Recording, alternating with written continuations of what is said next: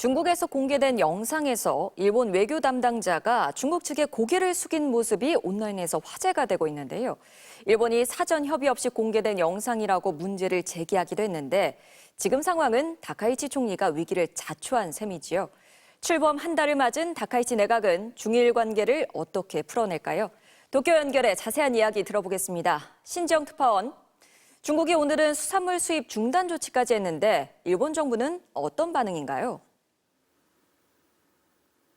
네, 기하라 관방장관은 오늘 오후 브리핑에서 수산물 수입 중단 조치를 보도를 통해 알고 있지만 중국 정부로부터 연락받은 사실은 없다고 밝혔습니다. 그러면서 계속해서 중국 측에 원활한 수출을 요구할 것이라고 덧붙였습니다. 또 어제 국장급 회담 후 일본 측이 고개를 숙이는 듯한 영상은 사전 협의 없이 공개된 것이라며 중국 측에 문제 제기를 했다고 말했습니다.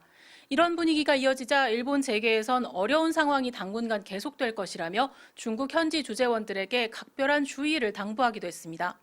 일본 정부는 대만에 대한 입장이 변함이 없다고 중국에 설명하고 있지만 중국은 설명이 아니라 발언 자체를 철회하라고 요구하며 추가 조치도 시사하고 있는데요.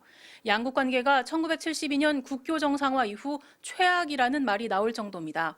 마땅한 돌파구가 보이지 않는 가운데 오늘로 다카이치 내각은 출범 한 달을 맞이했습니다.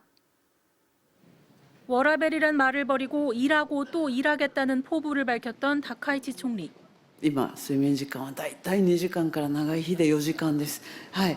だからお肌にも悪いと。 그에 대한 기대감은 역대급 지지율로 표출됐고 강력한 지지를 등에 업은 총리가 자신의 색을 가감없이 드러내기까진 그다지 긴 시간이 필요하지 않았습니다. 일본 안보정책의 근간인 비핵 3원칙을 재검토한다며 핵무장 여지를 남기고 군수산업을 키운다며 살상무기 수출을 추진하는 것.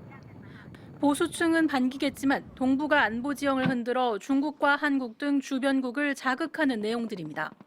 防衛装備移転三原則運用指針の見直しを早期に実現すべく検討を進めてまいります。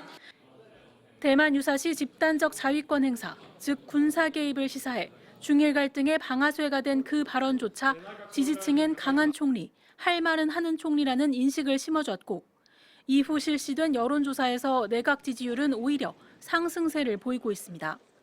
기존에 가지고 있었던 생각 이것들을 총리가 된 이후에 좀 더 강경하게 보여줌으로써 결단을 내리는 모습 그리고 뭔가 강경하게 행동하는 모습 이런 부분들에 대한 기대감이 높아지고 있다. 하지만 이런 강력한 지지가 오히려 안보 분야에서 운신의 폭을 좁히고 있다는 목소리도 나옵니다. 지난달 독도 비행을 문제 삼아 한국 블랙이글스 비행단의 중간 급유를 중단했을 당시 총리는 급유를 지원하라는 의견을 냈지만 주변에서 보수층을 고려해 중단할 것을 강력히 요청한 것으로 알려졌습니다. 보복 수위를 높여가며 발언 철회를 요구하는 중국과 지지자들의 기대 사이에서 묘수를 찾아야 하는 다카이치 총리, 취임 한 달 만에 받아든 난제를 어떻게 해결하느냐가 앞으로 내각의 향방을 결정지을 가능성도 적지 않아 보입니다. 도쿄에서 MBC 뉴스 신지영입니다.